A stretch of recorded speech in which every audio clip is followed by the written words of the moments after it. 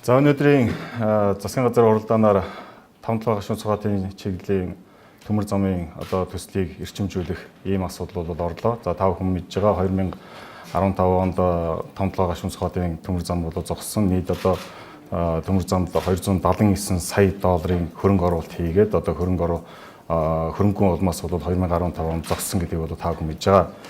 За засгийн газраас авсан бодлогын хүрээнд бол төмөр замын үйл ажиллагааг бол эрчимжүүлэх энэ бодлогыг бол өнөөдөр боловсруулж засгийн газраар орууллаа. За ер нь бол 5 төмөр замын хөрөнгө оруулалтыг бол нэмэгдүүлэх, Монголын төмөр замын оролцоог бол нэмэгдүүлэх. За Монголын 51% хөрөнгө оруулалт бүхий. За Монголын 5-7 гашуун цугаатын төмөр зам 5-7 төмөр зам гэсэн ийм төмөр замын компаниг бол байгуулж энэ төмөр зам дээр бол төмөр замын компани дээр хөрөнгө оруулалтыг бол нэмэгдүүлэх. Ингээд цаашаа бол энэ 5 гашуун цугаатын төмөр замыг бол үргэлжлүүлэх гэсэн ийм шийдвэр бол гаргалаа.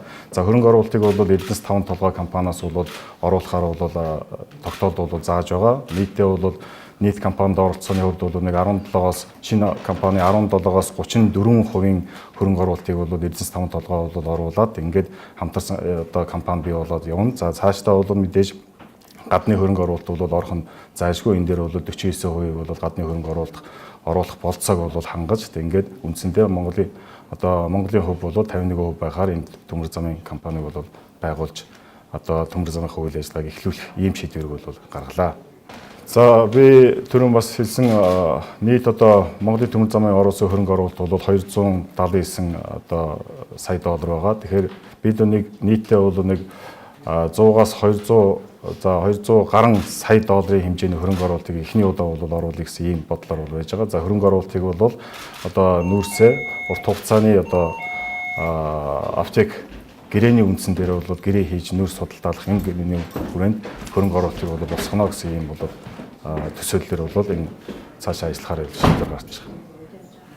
За тэгэхээр үндсэндээ Эрдэнэс 5 толгой компани IPO босгох, олон улсын зах зээл дээр гаргах ийм үйл ажиллагаа бол явж байгаа. Тэгэхээр Эрдэнэс 5 толгой компани маань энэ Монголын 5 гашуун цугаатын төмөр зам компанид хувь нийлүүлж оруулснараа бол цаашдынх нь бол IPO хийхэд бол энэ хөрөнгө оруулалт нь үнэлгээ нь бол нэмэгдэх ийм болцоо бол хангагдж бий болж байна.